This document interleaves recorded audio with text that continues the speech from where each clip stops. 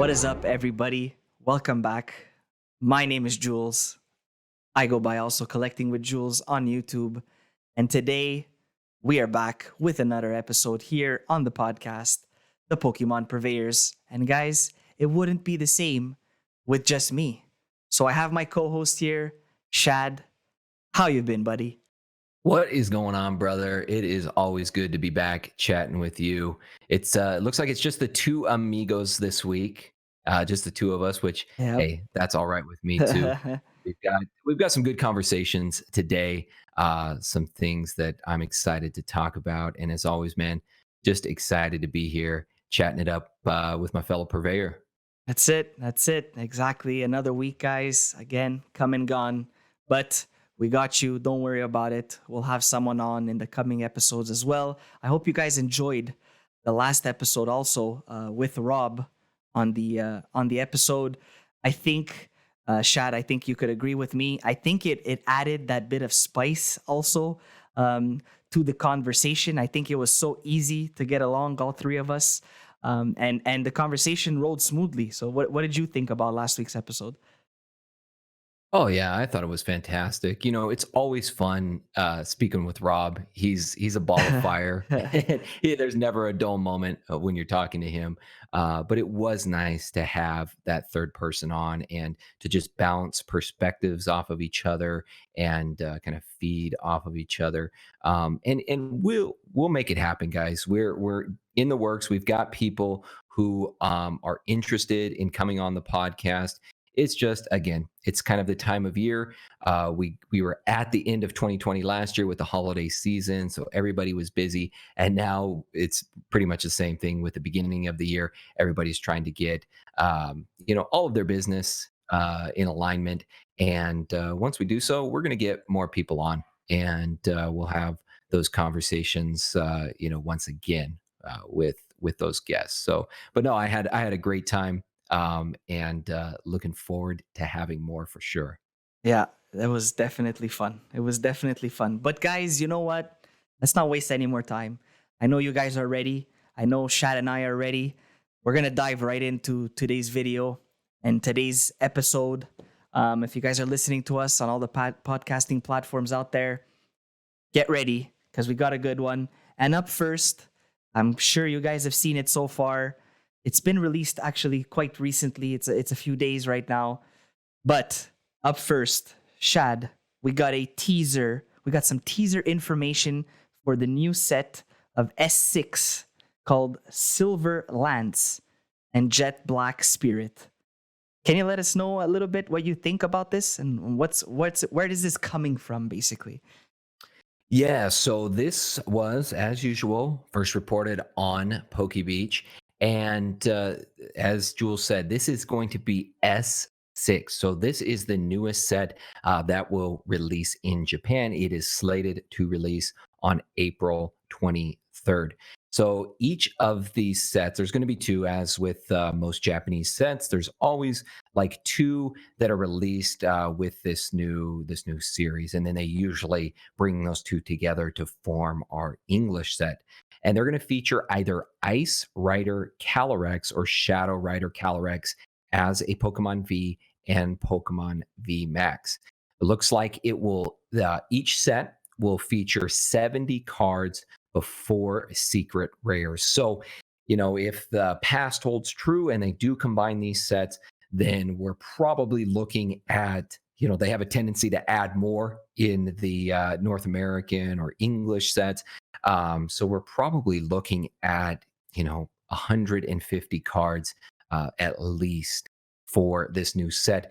Now, if we're also taking the past into consideration, with this releasing in April, we will probably expect this in probably around June. This will probably be a summer release for the rest of the world, North America. But overall, just from the little bit of information that we've gotten, it does look pretty cool. We've gotten hints about this Silver Lance and Jet Black Spirit. The trademarks themselves were first revealed about 3 months ago. So this podcast is airing in January, the beginning of January. So late last year, we were getting just the first hints about the trademarks for this set. And now we know we've got a little bit more information. We've also got some of the product art that is coming out. And, if you guys want to take a look at that, feel free to jump on PokeBeach and you can check out some of the pack art on there. But just to give you an idea, it is featuring both of those different versions of the Calyrex. And it looks like, kind of like what we got with Single Strike and Rapid Strike Master. It's really kind of about a particular region. They're kind of focusing on a particular region within the Pokemon world, and I think it's also in relation to the game as well, where Pokemon is trying to incorporate more of some of the DLC and some of the actual Sword and Shield game into the trading card game. So that's also pretty cool to see. And yeah, beyond that, at this point, that's pretty much the only information that we have, other than maybe some of the products that are slated to come out with this.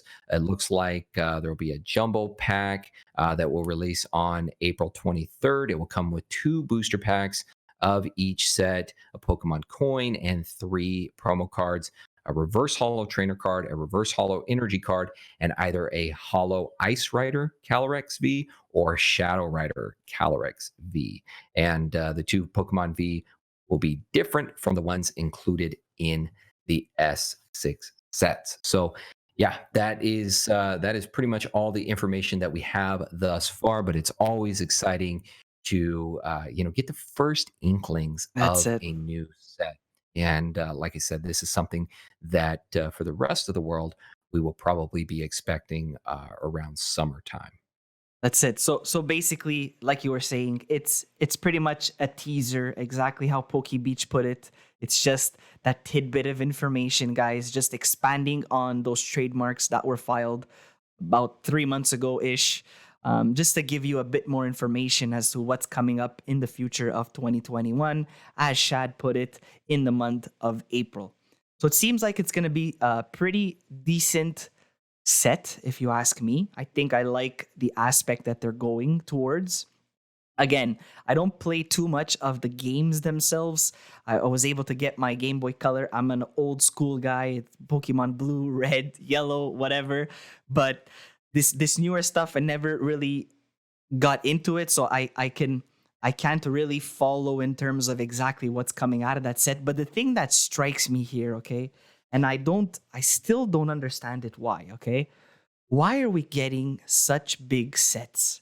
70 cards to me in Japanese would be awesome to see in English as well. I know it's saying before the secret rares, right? So let's say, I don't know, what, Mhm. 15 secret rare cards, let's say. So we'll be at like 85 cards total. And then the English one is a combination of the two, right? In the Japanese. So we end up getting what 150 somehow. But why? Do you know what? Like, do you know why? Like, why so big? Well, they're not all like that. I mean, we can look back at Champion's Path, which was 70 some odd cards. Um, you can look back at Shining Legends, 70 some odd cards. But for the most part, you're right. A lot of the sets are huge. You've got a set like Cosmic Eclipse, which That's is well ridiculous. over 350 cards in that particular set. It does seem to be the norm.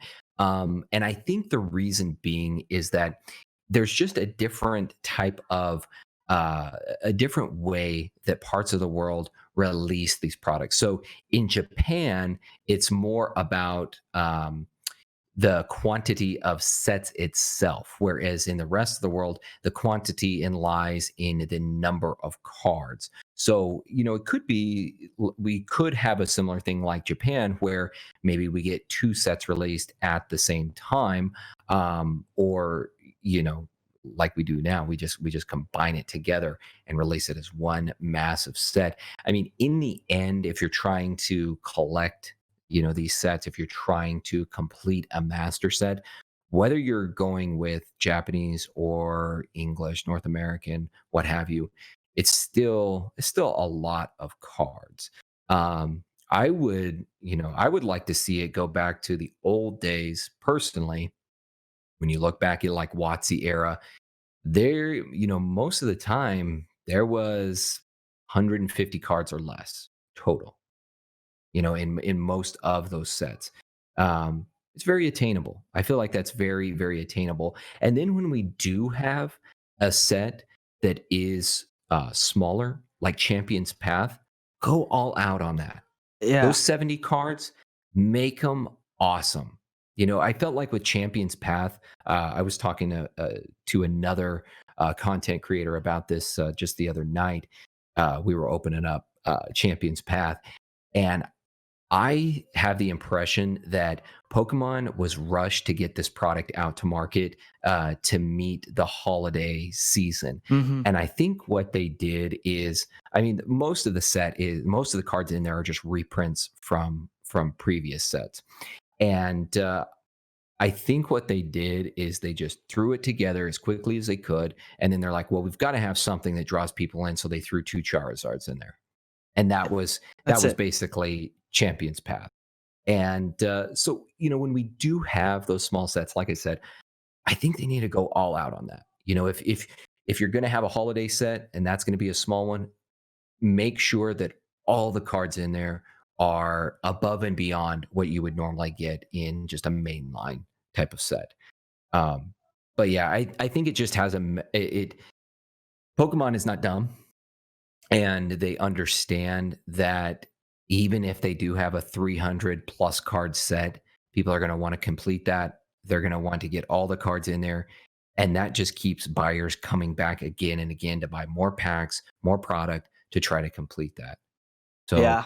as much as we'd like to think that they they have all of our best interests in mind, in the end, they want to make as much money as they possibly can Yeah. with whatever new set is coming out, whether that's through the means of products or whether that's through the means of creating a massively large set that keep buyers coming back again and again. Yeah. So I get that part, right? At the end of the day, they're a business. They don't care. They do care. Not that like they're completely illiterate to what's happening out there in the world. They understand the whatever. But at the end of the day, like you said, they do want to make the most money possible. So I get that aspect of it. But like look at Shining Fates coming out in next year in February. What is it? This year, Three. Yeah. So oh my god, look at that. I'm still you're still I'm stuck in 2020. I'm stuck in 2020. Um, so 2021, right? It's coming out soon. 300 and something plus, including all those shiny vault cards. Like for completionists out there, guys, I feel for us. I'm a completionist. It sucks. It sucks so hard to see your binder with those empty holes in it, and you can't find those cards that you need. And and it's always fun to pull them. Going on eBay and clicking and boom, boom, boom, and you buy up what you need. Like you really have to be at a certain point where like, okay, I can't do this anymore. I'm tapped out. I don't want to spend on the product anymore. I only need 3 cards. I'm not going to waste more money trying to pull them Mhm. myself. So, okay, fine. You pull the trigger on eBay, but like, it's so hard. I 7, 8, 9 sets, because it's been recent, guys, that I've been collecting again. And I look at it and I'm like, but the money that I've put into this now, you have to finish it, right? You can't just Yeah, leave the you're in too binder. deep at that point. But that exactly. So that's why I look at it and I'm like, oh my god, another 150, almost 200 card set. And you open up the product. I like to open up the product and then what do? You get the first 100, you finished 50% of it, you go on Poke Collector, the app, and you take it off and it says you're at 50% complete. And what are you missing? All the secret rares and hyper rares and ultra rares and all those rares, right? All the time, right? So now becomes a point where you have to ask yourself, number one, do I want to complete the set because I like the set, or I'm just completing it just to complete it? And two, do I want to spend the money now it's going to take me to complete the set? And what's the easiest route? Like, I don't know, guys. What do you think? What do you think about this? What are your feelings on how many cards are being put out from the Pokemon Company per set? And to your point as well, Champions Path, they should have renamed that to Champions Poubelle, which is garbage in French, guys, because I've opened up packs. I have lost complete confidence in that product. Like, that's, to me, it's in the same boat as Rebel Clash. To me, Rebel Clash did absolutely nothing in Champions Path. Literally, like you said, afterthought with those Charizards. Let's just Salt Bay those Charizards in it, and everybody's gonna hungry. They're gonna come out in hordes, and you hit it on the head with that, because that's what I feel like they did as well. Like, Mhm. I don't know, they missed it. I think they missed it on that one. Yeah, yeah. Well, like I said, I wish that they would really pay more attention when they do have a smaller set. Let's make it nice. Let's make it something that's memorable, because you Yeah, can do that. People can go out and they can get Champions Path, and it's a little bit easier to complete that set. I mean, they they loaded it. They absolutely loaded the set with certain cards in there. I mean, it's that that I guess is the drawback when you have a 70 card set. Um, you're just hitting on the same card again and again and again. I lucked out actually with this last opening. In one ETB, I actually got some. I got a secret rare in there, gold card. I got the suspicious food tin, which is definitely not the one that I really wanted, but got some full arts in there. And so out of one ETB, it was fantastic, but that is the exception to the rule. For the most part, it's pretty bad. Unless you're our buddy Rob, what he opened up, I think, what was it 12 ETBs, something like that, and I think they got four four. Charizards Yeah, out of there. four. Yeah, yeah, pretty crazy. I mean, I don't know what Rob's doing, what kind of good vibes he's got going his way, but It's he's got those doing something magical right. fingers, huh? That's right. That's right. But yeah, man, it would be nice if they. The other thing that I wish they wouldn't do, honestly, is like all of like the. I mean, I know people like the shiny vault and everything like that, and I know they like all of the like reverse cards, because there's a lot of people out there that they cannot actually say they've completed a set unless they also have the reverse holofoil of that card as well. See, I'm not that way. It's like I don't care as long as I got the card, I don't care if it's reverse or regular. Like I'm saying, okay, that's going in that slot. That's my there's your sleeve. You've got your spot.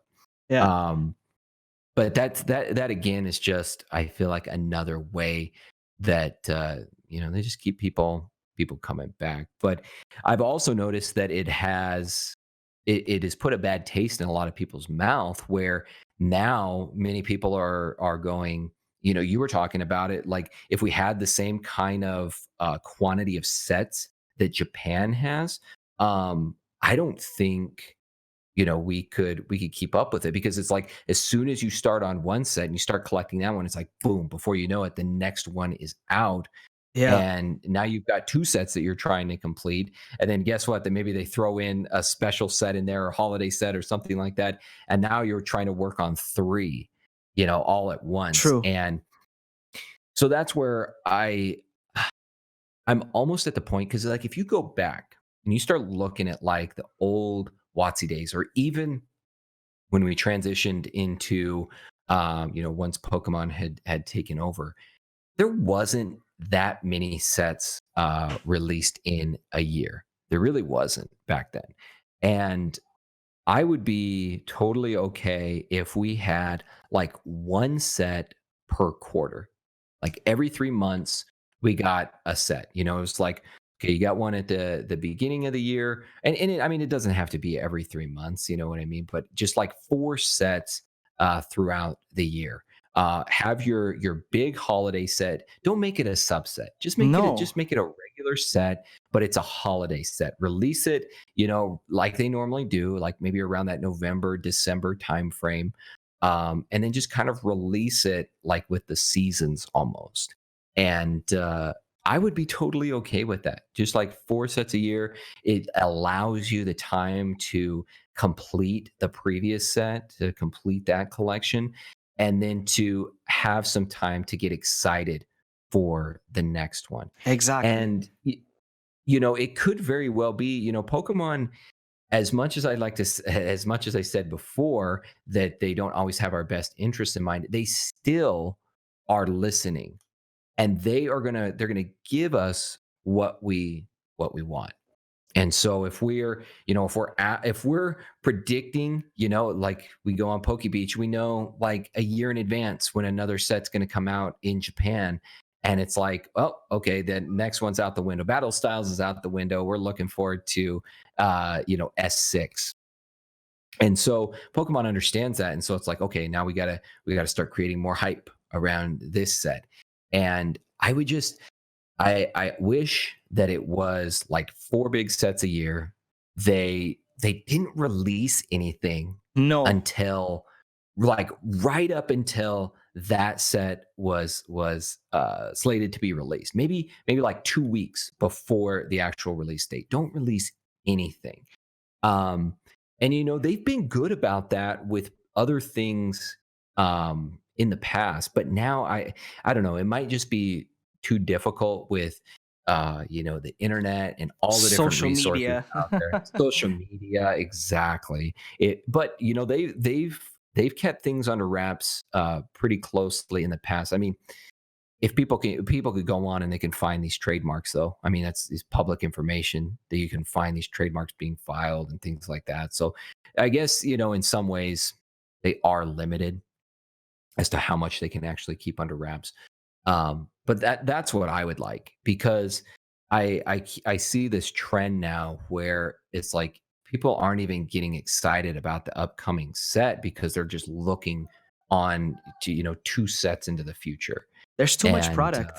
Too much product there's coming too out. much I'm there's sorry. too much product. There's too much product. And um okay, I'll say this one thing and then I'll stop babbling here. But this also, I think, if there was less product being produced, there was less sets released in a year, over the long term, 10 years from now, 15 years from now, I think that would give modern and ultra modern product A a better chance. value. I would recommend to more people that they maybe hold on to modern and ultra modern. And I wouldn't be giving them a 15, 20 year time horizon before they actually see some kind of value out of it.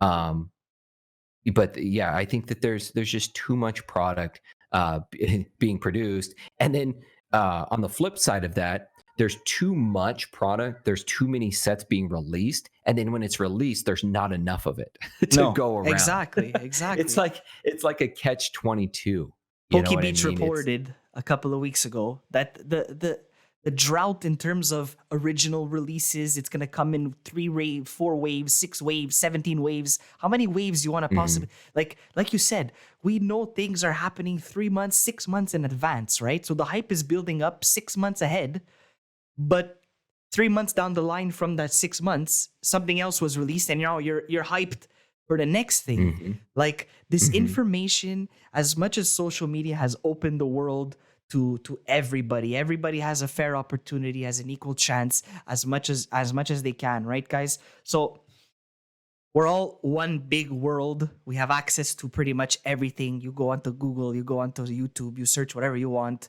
you're gonna find something about it, right?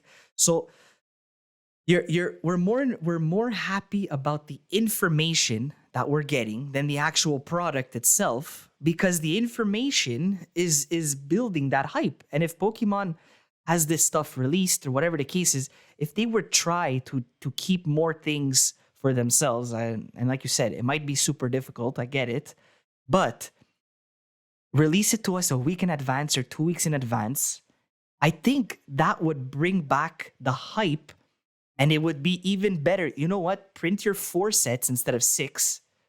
Print 4 amazing sets, not Hmm. 6 mediocre, let's say, or 1 amazing and 5 mediocre. Print your 4, make them absolutely phenomenal because you have more time to work on it, right? At the end of the day, Hmm. as a business as well, you can put more thought into it, whatever the case. You can print as many as you want of that set. I'm getting excited. You guys saw that, huh? My microphone almost flew into the camera. But you could print as much as you want, and then at least, like you said, the modern stuff will have a chance at holding better value just because there's less of 16 million different things in one year, and Pokemon focused on 4 things this year. I don't know, man. I'm getting Hmm. riled up here. Trying to trying to keep calm. It's frustrating. It's so I know, man. frustrating as a completionist. It's crazy. You're starting to look like the Hulk statue in your background. I'm gonna need the sword in the back too. That's right. Yeah. But yeah, no, you're absolutely right, and it's just it's interesting. It's interesting, and I don't know. I don't see Pokemon slowing down with this. They're gonna. The other thing. This is the other thing that I wanted to mention is, um, I am so tired of seeing the reprints. Yeah. And it's not because like I have some kind of vested interest. I think there's a lot of people out there because I talk about evolution so much. They think that I've got like this stockpile of evolutions that I'm just waiting to sell off. That's it's not the case. I I just think it's a good set. I think the characteristics about it lend to its ability to have long-term value. Um, but stop with the reprints, especially right now when we've got limited manpower, we've got limited printing power. Why are we reprinting Team Up? Why are we reprinting Unbroken Bonds, Ultra Prism? Why do we keep doing this? Why not put your resources to use for whatever set is coming up? So now we've got Shining Fates. To me, all of Pokemon's resources should be right towards Shining Fates. Mhm. Okay. Like, here's the thing. Like, a lot of people are like, well, we want to allow these products to be available to the wider audience. We don't want a team up or an Unbroken Bonds booster box going for $250 when it was just released last year. We don't want that. And I get that. I get that. But at the same time, you don't necessarily have to buy it at that price point. There's still these products out there. Yes, they're harder to come by. Um, but that's where you have to make the decision. If Pokemon did this where they said, you know what? We are going to have a certain time frame that we are going to print these products. We'll say just keep it within the time frame of competitive rotation. I don't know how long that is for any given set, but whatever that time frame is for competitive rotation, print it during that time. If it's 2 years, a year, I don't know how long. Print it during that time. Once that ends, Pokemon to me has no viable reason to continue to print that. You're not printing it so that people can still use it in a competitive arena. So really at this point you're printing it because you see out on the open market that it's going for, it's going for 100%, 150% over MSRP. So that to me that's why they're doing it, but especially at this time, use that allocation of your workforce to focus on the task at hand, and that is the set that is coming up. And then if you do that, then people will say, okay, when a set is released, I'm going to collect it. I'm going to have fun with it, but maybe I'm going to go ahead and put some things to the side. Mhm. And then it's not a feeding frenzy when Pokemon says, hey, we're just going to continue to reprint this stuff later on down the road. And in my opinion, that creates a more fair market when you say, look, sets released, we'll say in August. By August of next year, we are not printing this anymore. Give it a year, however long. We're not printing this anymore. Then as a collector, as an investor, as an educated consumer, that you need to enjoy it and consume it during that time period. Exactly. And then again, I think that this would help to provide a financial um, foundation for these products in the future. It gives them viability as an actual investment asset 10, 15, 20 years down the line. Rather than, he's saying, okay, well, we've got sets that were released 3 years ago, and yeah, oh, guess what? We're going to go ahead and reprint that again. You know, with Hidden Fates, a lot of people have complained about Hidden Fates, but if you think about it, Hidden Fates just a little over about a year and a half old at this Ish. point. That I can see, year and a half. But when you start getting 2-3 years and you start seeing reprints again, to me it's just erroneous, and I think they need to just do away with that. They need to have a strict time frame. That's amazing. I think they have to do that. I agree with that point, right? But it's to combat those price hikes, right? So it's to combat something of 6 months old not being worth X amount of money, right? But when they make this reprint, it still does not satisfy the request of the consumers in terms of the amount of people. So at the end of the day, why waste your time, like you said, putting money into it if it's not going to get everybody satisfied anyways? So Exactly. Most of focus the on reprints better. are they're so highly allocated. It's like you get a few card shops that get them, you get a few big box retailers, and guess what? Day one they hit the market, gone, never to be seen from again. And you see a slight dip in the price, like out on the open market. Within 2 weeks, it's right Yeah, back up to where exactly. That's it was nothing. again. So what are you really trying to accomplish? Like, if you're going to do reprints, do a whole wave. But why do it now? Why do it during a time where you've got probably the least manpower, the least workforce that you've had probably all along, and you've got limited printing power? Why do that now? Why even focus on something like that now? I don't know. For me, I usually don't see things in like a black or white perspective, but I kind of see it in this regard where it's like, if you're going to do reprints, then go all out with it. If you want to make product available to the masses, then you better print enough to make it Exactly. available to the masses. Don't just print enough to satisfy basically the scalpers and a few maybe card shops that are going to hike the price up anyways. They're gonna hike the price up to what it's going for out on the open market. Luckily, I've had the opportunity to work with some really good card shops, and I think there's people out there that know those kind of business owners. But for the vast majority of them, what they do, they get these products in, they get their Hidden Fates ETBs, and they're like, okay, MSRP on this is 50-60 bucks. That's going for over $100 on eBay. Well, guess what they're going to mark their price up at? Because in the long run too, they're probably getting it. Pokemon is selling it to them, or the distributor is selling it to them at a higher price. So of Yes. course they have to mark it up.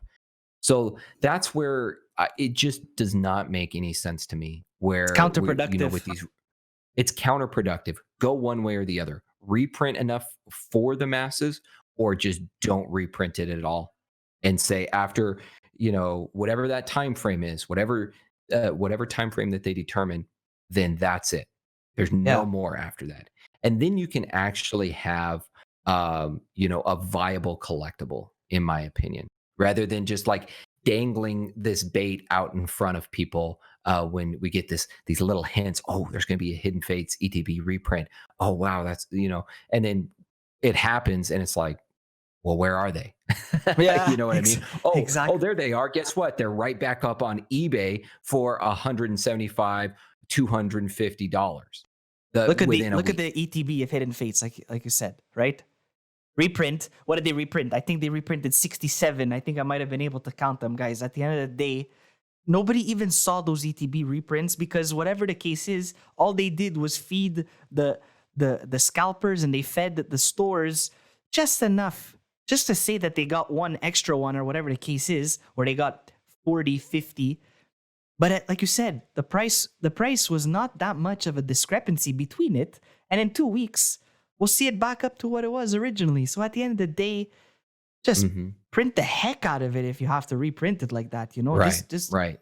go, just go because I don't know. I feel Well, and like here's the thing.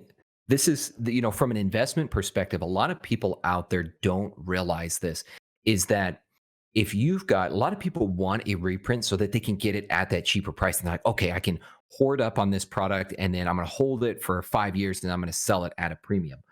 Well, that's that's really not a good thing. If you keep seeing these reprints and they keep coming out and you think, oh, I'm just going to wait for the next reprint, I'm going to get it at a cheaper price and then I'm going to hold it, I'm going to try to flip it. That is not creating an actual good investment that you want. It would be much better for these products in the long term from an investment perspective. It would be much better for these products in the long term if they created that time frame, if they created a cap on this is how much we're going to print, or maybe not necessarily quantity, but this is the amount of time that we are going to allot ourselves to print this product. So that even if after the fact you come into the game late and you've got an ETB, we'll take Hidden Fates for instance, that during its print run, MSRP $50, $60, whatever it was, that even if you come in late and you're paying, $175, $200 to buy that ETB, over the long term, you have a better asset on your hands than if they come back around every 6 months or a year or whatever and they reprint it again. exactly. It takes You away. you've got a better asset on your hand. Doesn't it take away from the buildup of the 6 months that it acquired, that it gained value, right? And now they Mhm. reprinted it 6 months, 8 months later down the line, and now it took away that 8 months. It broke its legs, and now you got to restart and build up back that ladder to get back to that price that it was at.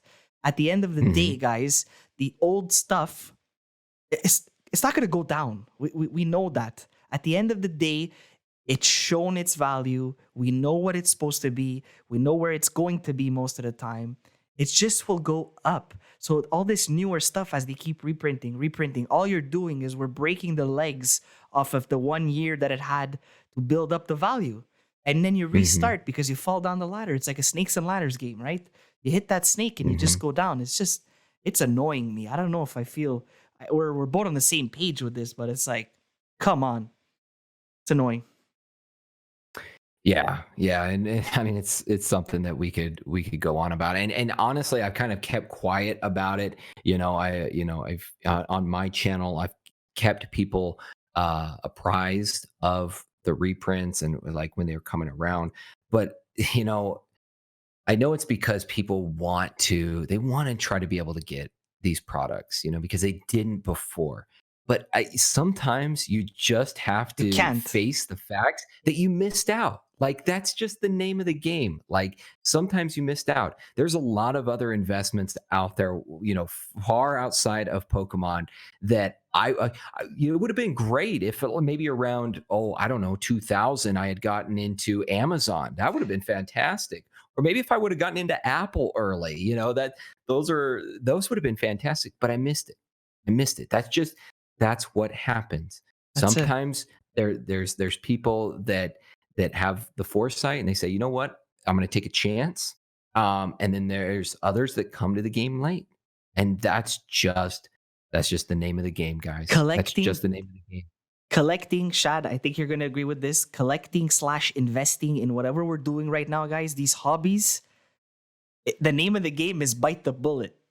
Because yes, you might go and say, "Oof, that was a bad decision." But at the end of the day, everybody makes a bad decision once in a while. You hope that you make a lot of good decisions and you research your stuff. You do what you got to do, guys, to stay up to date. But sometimes you just got to bite the bullet because it'll have a larger payoff if you bite that bullet and it works than you saying, you know what, let's wait for a reprint because we're gonna save $40 or $100 Mhm. from the prod. It's not worth it, guys. It's not worth the time. At the end of the day. No. So, you know what, guys? Let us know down in the comments if you're watching this on YouTube. Let us know. Do you guys agree with us? Do you guys disagree with us? What are your feelings? Let us know. Smash the like button. Let us know that you're enjoying this content. And don't forget, subscribe to the channel if you want more conversation like this between Shad and I. It's super fun. We love making this. And I think with that segue, we're gonna go in to our next topic here, okay? But just before Shad, let's try to keep this like a couple of minutes, okay? We like to talk, I know. I wanna send something towards you, okay? Darkness Ablaze released that Charizard, big bad Charizard, right? In it, and then we're like, oh, but where's the rainbow? And then it came out in Champion's Path, the rainbow. And then they took another Charizard and they made it into a black version with the silver border, as we know, Champion's Path as well, the two Charizards. Why did they keep reprinting it in? And now they're doing the same Charizard again in Shining Fates. How many different shiny things do you need on the same art? Can we do something different with your Charizard if you're going to give us like, am I the only one who feels like that way? Like, stop recycling your stuff, guys. Like, the name, they even recycled the name, Shining Fates. Oh, God. Wow, that was a pure disaster in my books, I think. But what do you think? What do you think about that? The recycling? Yeah. Well, and I think you're right. I think we're just falling into it feels like we're on the hamster wheel almost. And it's like they give you maybe a different flavored pellet every now and then. That's what the Charizard cards are essentially. It's like you feed your hamster its pellet food, and maybe the first time it's just the original. Maybe the second time, you've got a little bit of Bacon. I don't know. Yeah, maybe a little bacon flavor. I've never had a hamster, so I don't know. I'm thinking of like dog food flavor, maybe a little salmon flavor. I don't know. But that's essentially what these Charizards have been. It's just we're on that hamster wheel, and we're just kind of getting the same thing over and over. And I hope that this doesn't.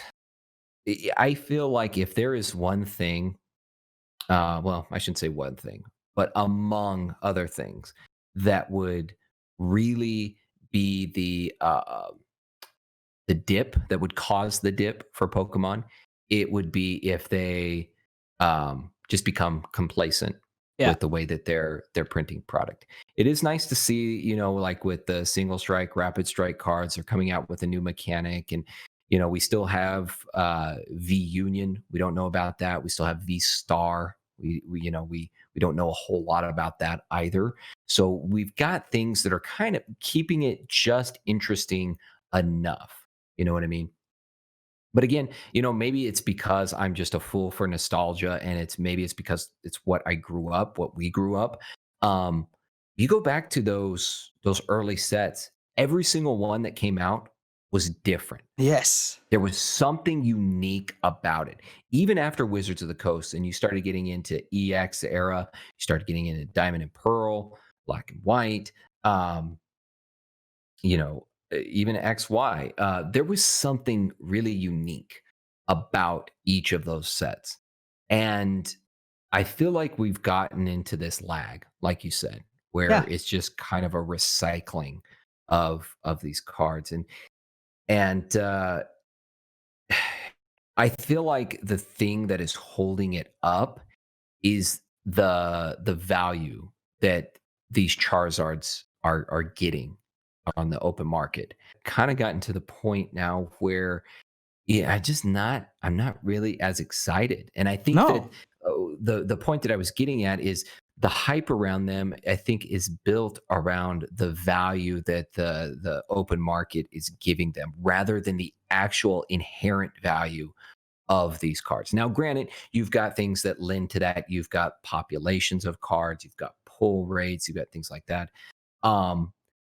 But from what I have found, at least in recent sets, it's if you want to take those factors into consideration, Charizard isn't even in the realm of like low pop cards No. compared to others. You've got a card like the Rainbow Rare VMAX Pikachu, like 1 in 1,200. is what that's going for. Like, to me, that card should be valued more than some of these Charizards. Um, And the Pikachu is harder but to pull. it's harder to pull. Exactly, it's harder to pull. Like I said, it's like 1 in 1,200. Um, to me is what creates like the inherent value in a card. And we talked about it with Rob as well. As you go on down the line, we as a community, we will derive certain meaning for cards, some kind of subjective meaning to them, based on some kind of tiny thing, error card. That's where things like error cards have gained in value. Even down to like hollows with swirl patterns, people pay premiums for those. Gold star cards. Now, gold stars were also really difficult to pull, back in the day. So that lends to that value as well. But I don't know. I think that if Charizard is the gold standard for the hobby and is the gold standard for the TCG, then again, we've been talking this. I think the main theme that we've had with this whole discussion is quality over quantity Yes. at this point. I think that if Pokemon focused like, okay, each set we're gonna release less sets in a year, but we're gonna make them really good, both for the collectors as well as the competitive players. We're gonna make sets that people are excited about. They want to build a deck around if they're playing competitively, and collectors are gonna really want to get these cards. And then on top of that, if Charizard is your mascot, if Charizard is your gold standard, make it unique. Make it a unique card. Make it something that we haven't seen before, and make it stand out in that echelon. When you compare the echelon of Charizards throughout Pokemon's long history, where is this next one going to rank?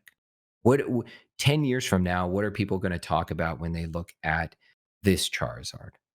And it's that I feel like they should always be trying to kind of one up the previous one, because that's what the hobby wants. We Yes. want, and it doesn't have to be, to me, it doesn't have to be like anything like super crazy, like super flashy.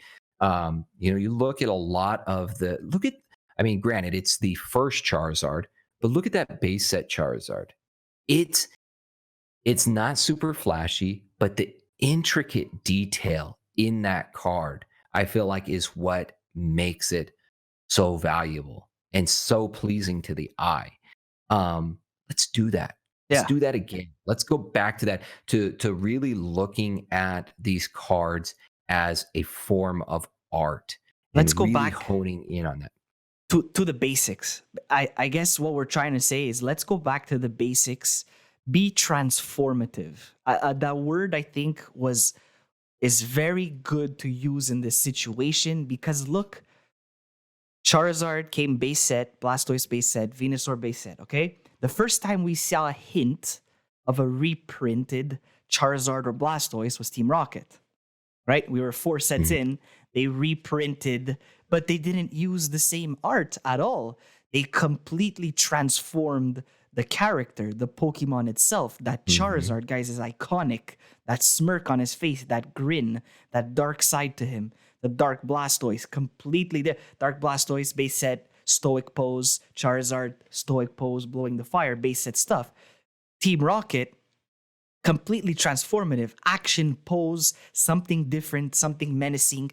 It looked so much better. I think Pokemon just needs to go back to basics when it comes to doing, if you're gonna recycle something, recycle it in terms of the Pokemon itself. Don't recycle the whole card and change Mhm. the color of it, like your Charizard in black. I don't care. At the end of the Yeah. day, it's like, I don't know. That's all. Okay. I think Yeah. we Yeah. we got that aspect I of, think we what beat I, that one into the yeah, ground. yeah, I think so. Okay, so guys, I hope you enjoyed that. We're gonna move on to the next topic here, and I think the next topic is gonna be interesting in terms of what the future holds, guys, for YouTube Pokemon content creation. So, Shad, 2021 has rolled along. We are here. It's January. What do you think the end of 2021 is going to look like when you hear Pokemon on YouTube? What are you expecting to see in people's videos building off of where we were last week with Rob? Well, first of all, I think when you're hearing about Pokemon in the form of content creation, I don't think that YouTube is going to be its biggest platform anymore. I truly do not. I think that uh, Pokemon content creators, I think, are going to, I'm not going to say they're going to move off of YouTube, but it is going to expand. You're going to see it more on things like Twitch Mm-hmm. or other gaming services. And I would not be surprised if we didn't see some kind of cable network getting in on this as well, where you've got, maybe big box openings that are broadcast. I guess what I'm getting at here is that I think the next step is that Pokemon as a form of content moves beyond YouTube. That's personally what I think. Now, for the content that remains on YouTube, um, we kind of touched on this a little bit with Rob in our last podcast. We've gone through a transition. We've gone through several transitions at this point. We started out in the very beginning. I can remember, back in 2016 when I was just getting back into this. You had basically primetime Pokemon, you had TCA Gaming, you had Gem Mint Pokemon. Those were like the OGs. And they were just kind of opening up product, just poor quality videos, which a lot of YouTube videos were like that back then. But just in their basement, opening up some cards that they had. And then you kind of had the Leonhardt, the real Breaking Nate, come onto the scene, provide more of an entertainment value to it. The chases, opening up cards in public, hidden Pokemon cards, all these different things that some of these other content creators have created. Um, Now that we are moving into, well, I should back up a little bit further. Throughout 2020, what I saw was a more of a emphasis on the information and the education behind the Pokemon TCG, because you had such an influx of people entering the hobby this year, or coming back after a long hiatus, that they wanted to learn, they wanted information. So I feel like 2020 was the year of information. It was sort of serendipitous for a lot of people, I would say, including myself, that I finally decided to take the jump and try to, broadcast the experience and the knowledge that I had gained over the last few years. Um, but now that we're moving into 2021, I think that people have gotten a good portion of that education and that information.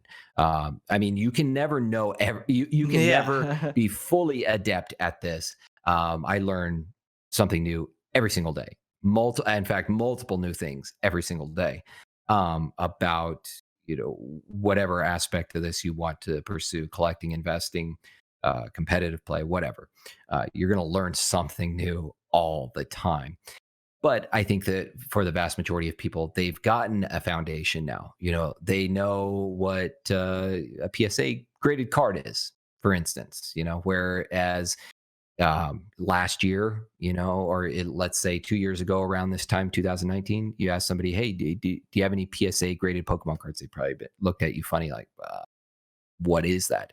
So just things like that. People are more familiar with that. They're more familiar with, okay, these are the values for cards, how to determine value, things to look at for both a short term and a long term perspective on investing, and then also how to go about collecting, in a responsible way, and being able to find products. So I think that was basically 2020. Now that people have that, and as we move into 2021, I think that there is going to be much more emphasis on the person to person communication, the person to person interaction Yes. Yeah. on YouTube.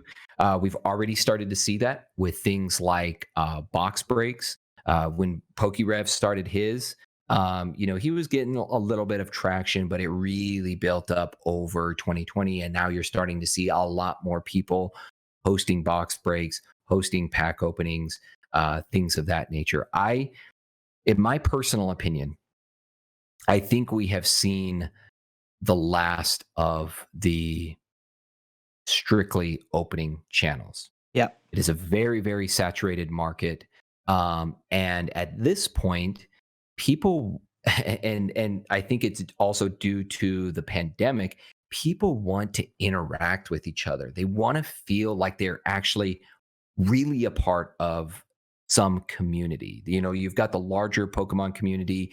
Beyond, smaller than that, you've got the Pokemon TCG community, and then you just keep going down. You can create a community around a certain channel, or maybe around, like you and I.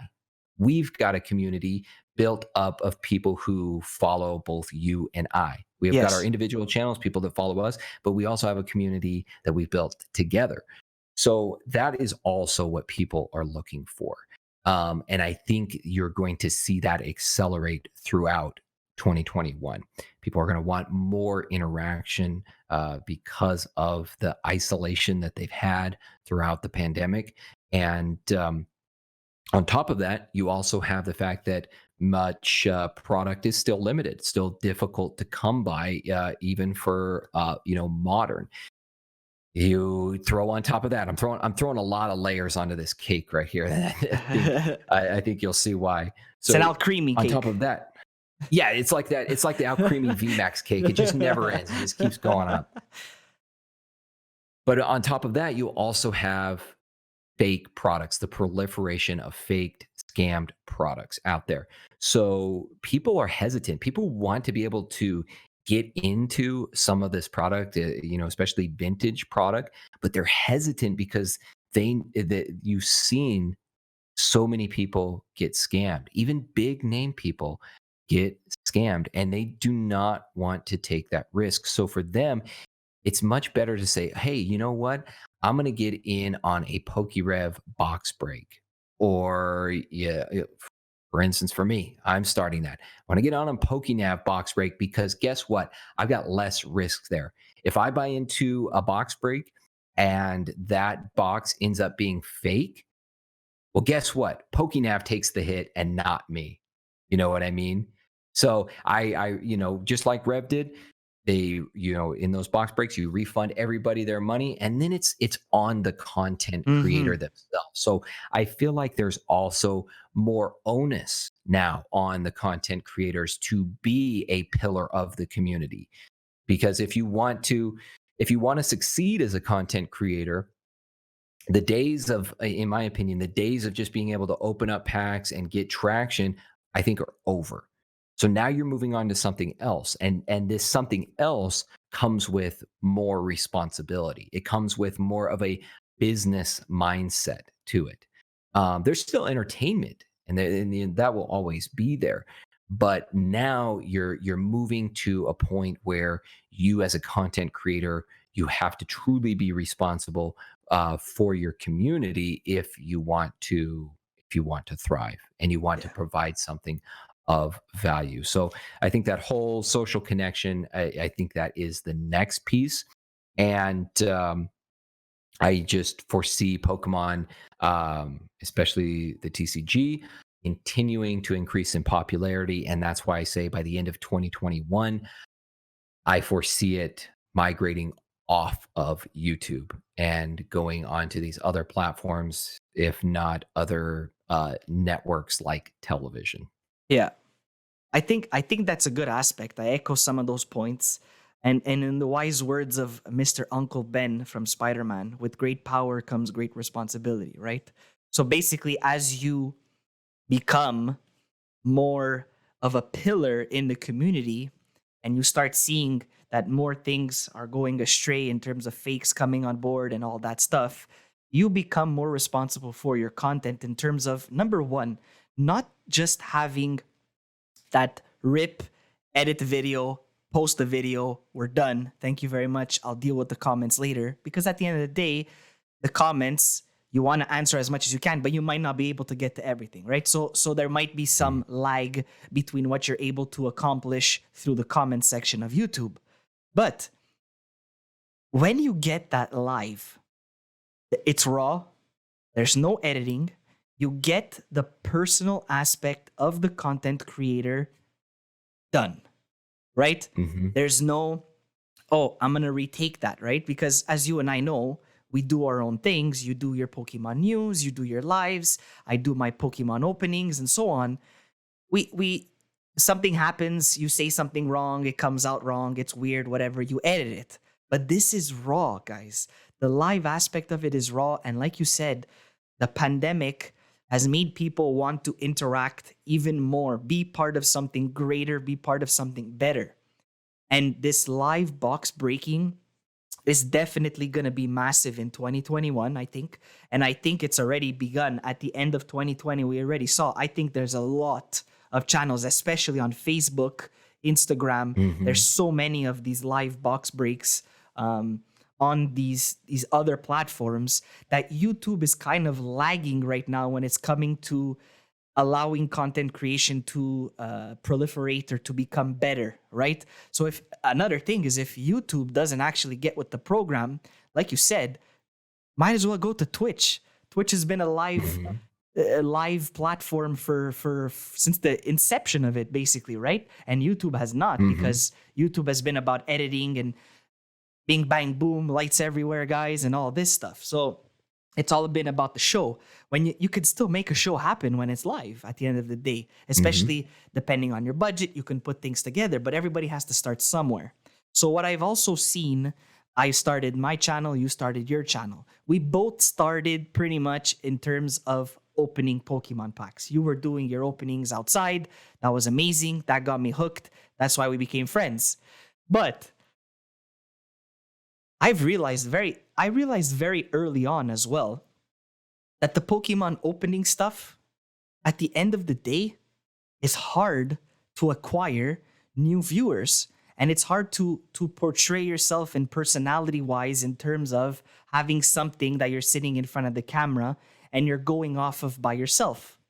And that's what makes it a bit redundant, if you want to call it. I realize that now on my channel, I open up packs. At the end of the day, it's moving away from that, and I have to change with what's coming in 2021.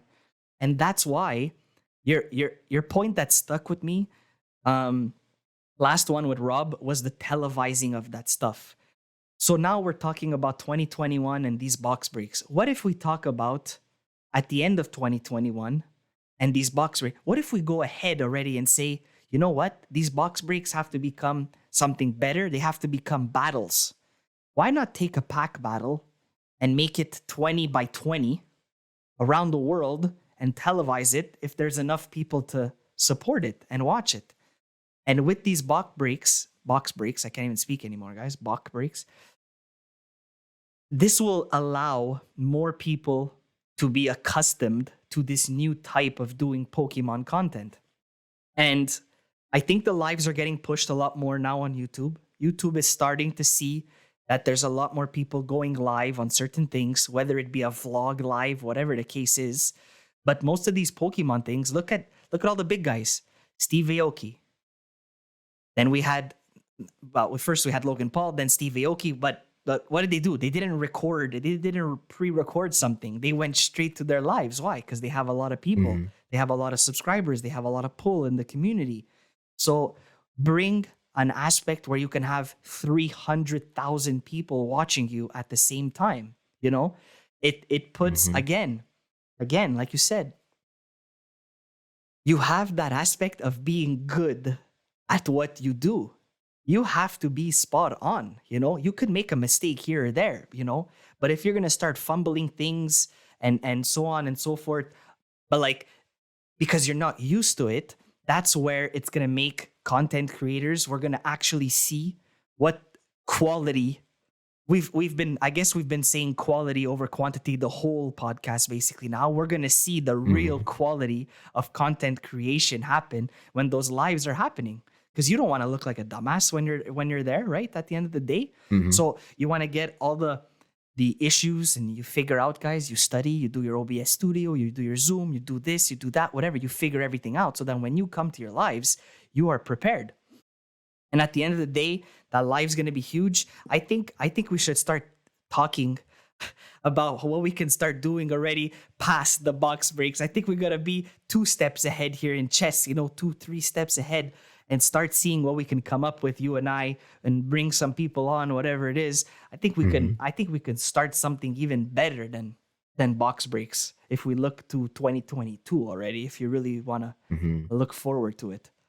So that's what I Well, think. and it's people probably get annoyed by it, but I'm a business guy, and the way that I see it is, yes, the way that things are moving, I think it's going to weed out a lot of people. It's going to hold you to a higher standard as a content creator. But at the same time, I also think that it presents much more of an opportunity for content creators out there if they are willing to put in the work, if they're willing to garner the knowledge and really pay their due diligence. Because if you think about it, anyone that has been in this sphere, anyone that has tried content creating, it is a grind, Hmm. especially as you're trying to get like monetized and in trying to get seen on YouTube, trying to figure out how the algorithm works. It is tough. It is really, really tough. But if you've and even when I'll be honest with you guys, even when you get monetized, as a Pokemon content creator, uh, you're not going to be bringing in that much money. The ad revenue is nothing to write home about. I'm telling you that right now. It's nothing to write home about. But what it does when you connect with this larger community by doing things like a box break, going live, people see your actual personality in real time.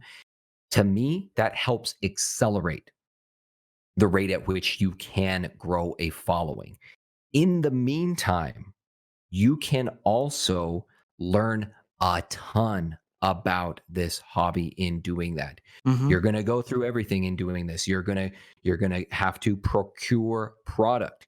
You're going to have to find people that will actually buy your product. You're going to have to market yourself and this event. You're going to have to get familiar with shipping, all of these different things. Guys, I talk about it all the time on my channel about all the things that go into basically creating a business around Pokemon cards. Well, when you do something like this, man, you're checking off all those things off your list that really are important in creating a business. But that being said, you also can create an income around this. You can create a business. There is so many opportunities out there, and I think now that we're moving towards this, it is going to create an opportunity for a lot of people. Because think about it, guys. There is only so much product, and we've already seen that it's limited. Especially if you're looking at like vintage product, things like that. We've already talked about scammers and fake products and things like that, and being able to buy product from a reliable resource. Well, guess what? You take a guy like PokeRev, his sell out immediately. Hmm. Immediately. Soon as he posts his box breaks, they sell out immediately.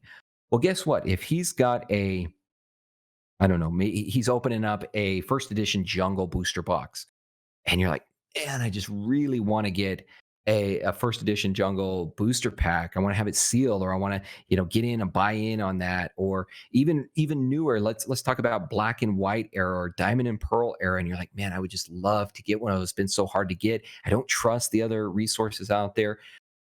But and PokeRev, his are filled up. Well, guess what? Jules comes on. He says, "Hey guys, I've got I've got such and such booster box that I'm going to be box breaking. You guys can get in on it. Well, there you go. You've got another opportunity. Well, guess what? If Jules fills up fast as well, you go to another content creator.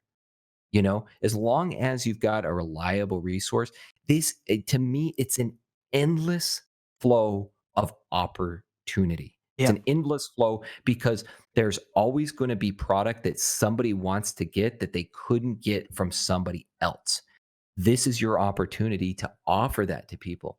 And again, you have to make sure that you've done your research, you've paid your due diligence up front, that you're, an upstanding person and that you do your business right. If you do that, you will create a community. You will be able to create a revenue source from doing things like this. And you can just expand from there. You know, I for me, I've being a business guy, I have seen the opportunities that are in the sphere. From started out just thinking that, okay, I'm just going to go ahead and create videos, and maybe I'll get monetized, maybe I'll make a little bit of money. But you slowly start to learn all of the different resources at your disposal and all the ways that you can help people, you can provide value to people. And it's not just creating videos. It's not just saying, and this is the thing again. I'm a business guy, I'm a finance guy, I'm an investment guy. Like you're what we're doing here is we're looking 2 steps ahead. Okay. And you have to be able to see the writing on the wall, and you also have to be able to change and adjust. If you just get into that comfort zone and become complacent, well, guess what? You're going to fall in that same huge basket of people that have done the same thing. Hmm. And and this conversation right now, guys, is really geared more towards those of you out there that maybe are just starting on a channel, maybe you've been doing it for a little while, maybe you're considering it, um, and you want to try to pursue something like this. This conversation is really tailored to you, because that's the other trend that I've seen, is that not only are there more people coming into the hobby and wanting to, collect and everything like that, but they want to be able to share their experience as well. And they want to be able to make something more of it, because now there is the opportunity. So there's a lot of people wanting to create content as well. But you have to understand where things are heading, and you Yeah. have to be able to adapt to that. And I can tell you right now that and sometimes, guys, it's not about, if you are the person out there that you just want to create a video because you just want to provide something to people, that you enjoy, and you don't care how many views it gets, you don't care if you get any subscribers or anything like that, then that's fine. I mean, everybody has their own way of going about it. But I would say for 99% of people, they would like to actually create a community. They would actually like to make this like a viable business for themselves. I mean, you hear it all the time. You hear it from people all the time. How cool would it be if I could do YouTube full time? Or if I could have a Pokemon business and do that full time? Well, I'm telling you guys, and I talk about it all the time, it is a viable solution, and it is a viable opportunity, but you have to look at things in a realistic way, and you have to look into the future as Yeah. well. And I will go down saying it right here, that the traditional card opening channels, pre-recorded video type of thing, it is going by the wayside. We've seen this before, guys, with other types of content that are no longer around, because those content creators just didn't adapt. And so this is going by the wayside, and you have to figure out a different means to approach it. And I do think that something like box breaks, at least for now, is a viable alternative. And I think it is also a better opportunity for people to grow a community and to actually have or create a alternative revenue source for themselves. Exactly. I think I think it's well put. Again, guys, those, like Shad was saying, I believe it as well. The sit in front of the camera at the end of the day, like I do it, okay, on my channel, and you try to have the best personality you can. But there's already people that have those crazy personalities that are out there that everybody will find at the end of the day. If you don't know who Leonhard is and you're in the Pokemon thing, it's either one, because you just started, it's 3 weeks that you're in the hobby and you have no idea about Pokemon and you want to learn everything and you don't know who Leonhard is first, or you know zero basically about Pokemon. So the real Breaking Nates, the Leonhards, they've adapted already over time. You know why? Because they changed, their personality was up and over the top. The lights, the sound effects, the camera zooming in and zooming out. I'm using Leonhardt. The change of camera angles, the bringing people to keep the attention, right? So as a new opener, I see it. I'm not even close to what these guys are in terms of it. And if I had 2 or 3 people to speak to while I was opening these packs, I think that it would be even better, because as humans, guys, human nature, we love, we thrive on interaction. Most people, there is people that don't like it as much, but most of the population in the world likes that interactive aspect to certain things. And Leonhardt or Real Breaking Nate or TCA Gaming, and even that, I'm really sticking to the Leonhardt, and even Rhyme Style. I like Rhyme Style also, PokeRev. They had those personalities, those changes in what they had to do. They knew what was going on. They did what they had to do to keep the attention of the viewers, and that's why everybody loves it, because they give you the, but for I don't even want to put a large number, but it's pretty much a large number for all those new content creators that is going with openings and openings and openings. Guys, it's a steep uphill climb, even for you to just get noticed, because you got to have something. Your voice has to be absolutely exceptional. You have to have some sort of deep voice or whatever the case is to be different from everybody else, because at the end of the day, we're all doing the same thing when we open a pack. There's no different way of opening a pack of Pokemon cards. We're all opening it the same way. You could have a different background, but still. So to that aspect, 2021 is going to be a big year in terms of changing for content creation. I think Shad and I are on the same boat as that. And you always have to think 2 steps ahead now, because I think we're going to have to talk off I camera. just want We're to going to, I just want to jump in real quick too, yeah. before I lose this thought. On top of that, guys, not only is not only has Leonhardt, Real Breaking Eight, and guys, don't think that we are in any way No, no. putting down. We love these guys. We love Real Breaking Eight, Leonhardt. Oh, this is these are the OGs. These guys are some of the OGs of Pokemon content creation, and we love them. Um, but what we're saying here is that you don't want to try to be the next Leonhardt. You don't want to try to be the next Real Breaking Nate. You want to be the next whoever you are. Or you want to be, I should say, you want to be the first whoever you are. And you want to provide something unique. And on top of that, with the Leonhardts, with Real Breaking Nate, they've also built up to a point now where yes, they are still doing openings on their channel, but they have the financial means to host these grandiose openings on their channel. All the time. Leonhardt, all the time. Yeah, Leonhardt can go and he can open up $10,000 worth of packs in one video.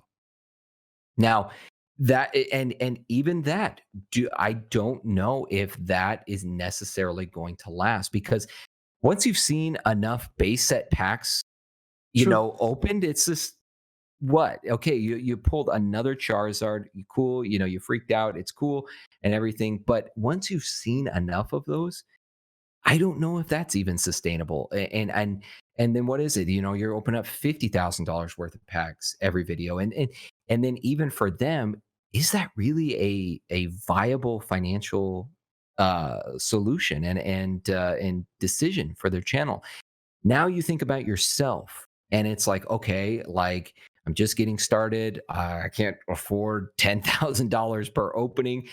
Maybe I can try to do $20 per opening. and you're essentially you're opening products that that everybody has on hand already. And so that's what I'm saying about it's really tough to break in that arena. And I've seen it myself. I look back on my channel, I study the analytics, look at back at my channel, and I learned early on of I'd put out and I tried to make it creative. I tried to go out into nature, I tried to go hiking, go into like really cool places and open stuff. I was lucky if I got a couple hundred views, if that. But then I can sit down and I can explain to people about certain investing concepts within Pokemon, and it's exponentially better. So I learned early on what my niche is, and what gains traction, and try to create a little bit of uh, you know, a a certain spot for myself A within this larger direction, a community. A direction too, right? direction. Yeah. Yeah, yeah, exactly. So that's really what I'm saying here is that don't get the last thing that you want to do is and I see it all the time. I see channels and I haven't been on the platform for that long. It's only been 7 almost 8 months. And just during that time, I've seen a lot of channels fizzle out. People that had been on here way longer than me, um, that fizzled out because for most people, it's just not sustainable. It's not sustainable trying to, going out and buying, so much product and opening that and just not getting the feedback, the viewership that you're looking for. And that's where the main thing, leave everything else aside, leave the term box break aside. The main thing that we're talking about here is quality over quantity and finding that next thing that people want to see. Step outside of your comfort zone. Um, I'll give you an example.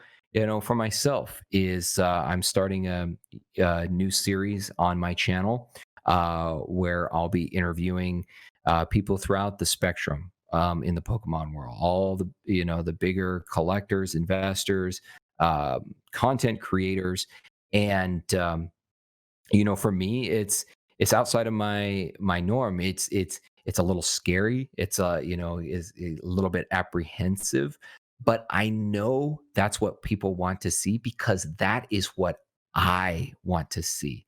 And I know if there's something out there that isn't being um a an aspect that isn't being touched upon, Exploited, yeah. then well, and exploited is not really the word. It's that isn't being, um, I don't know. I can't think of the word right Brought now, to but the it just is. forefront. Yeah, that isn't. Yeah, it's not being brought to the forefront, and that there's an appetite for it out there. So even if it is uncomfortable and it gets you outside of your comfort zone, I have found that in my life, when I get that feeling, I know it's the right decision. Because anytime that I've stepped outside of my comfort zone, anytime that I've pursued something that was a little scary and that I was apprehensive about, it always turned out for the better. Mhm. And that's just an example, from myself, and the way that I am trying to adapt to this changing environment as a content creator. Yeah.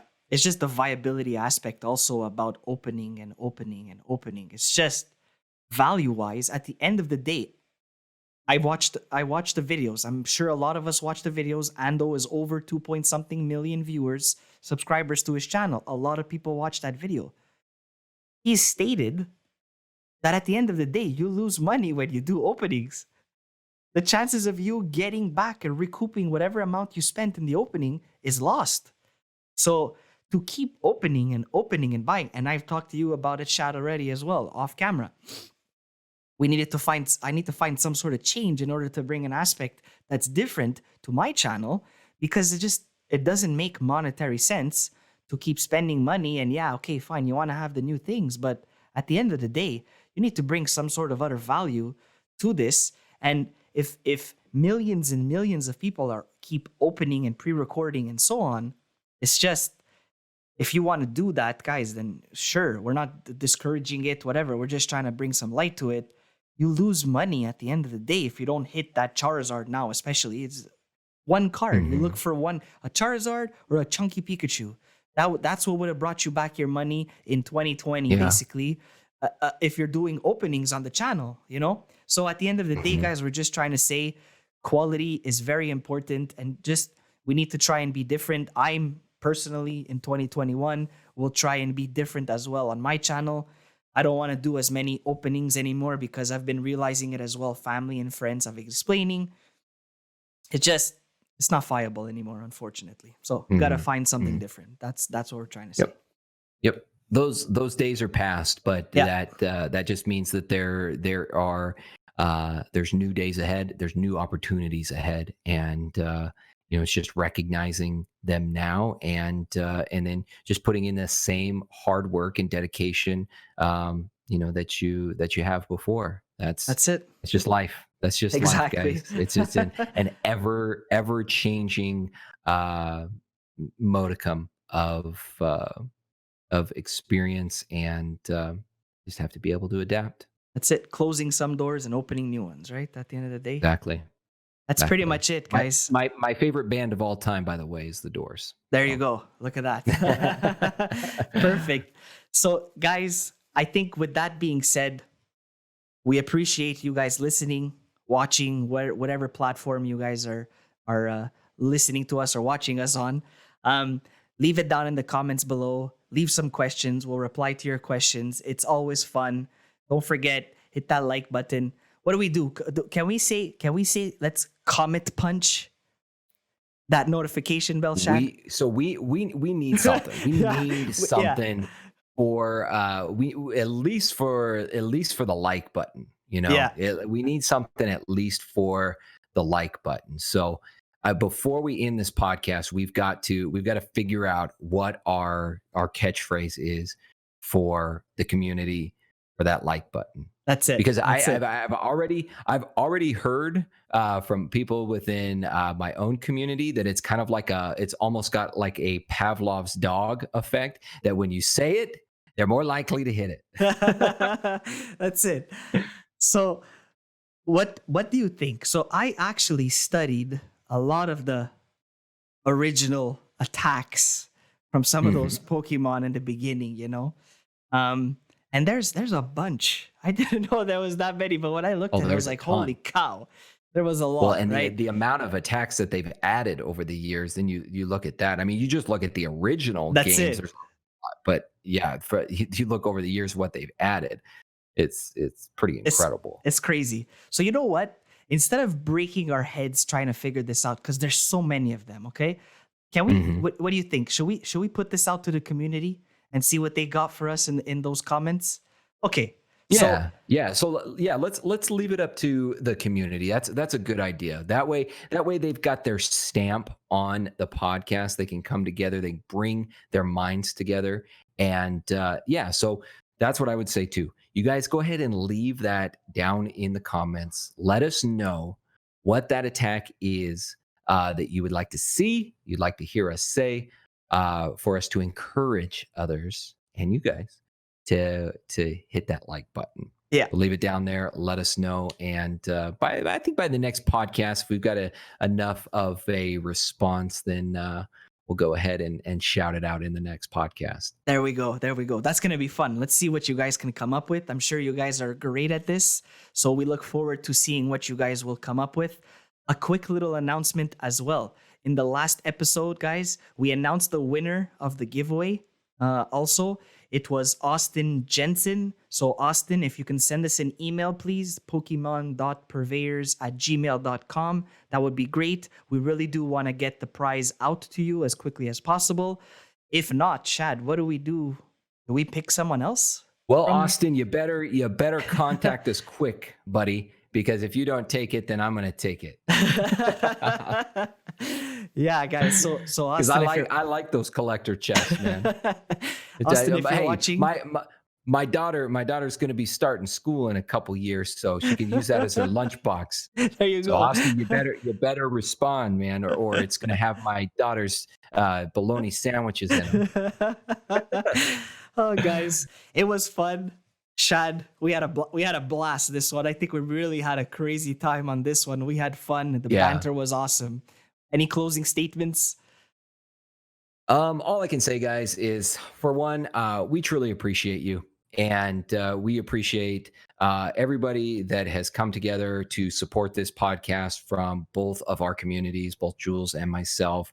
Um, we just truly appreciate it, from the bottom of our hearts. Jules and I like to get together to talk, anyways, but it's always nice that we have the response too. Again, we were to close again tonight. It's all about quality. What we're trying to do here is to provide you guys with a quality experience. And as part of that experience for us, we also want quality as well. We want a quality community. And so far, I mean, we would much rather have our community grow slowly and it be of like-minded, good-hearted people than for it to just explode with a bunch of people that truly don't care about what Exactly. we're saying and the content that we're trying to provide. So we've gotten such good responses from everyone and good feedback.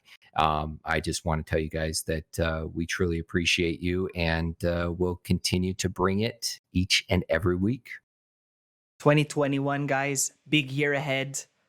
We have fun. Like we just said, we love all of you. That's pretty much it for today's episode. We hope to see you guys in the next one. And from myself and Shad, have a wonderful evening. Have a wonderful day, whatever time you watch this, because we like to post early in the morning so that you guys can maybe listen to us in your drive in to work, in the commute. Thank you very much again, guys. We appreciate all of you. Take it easy. Have a good one. See you later, guys. See you next time.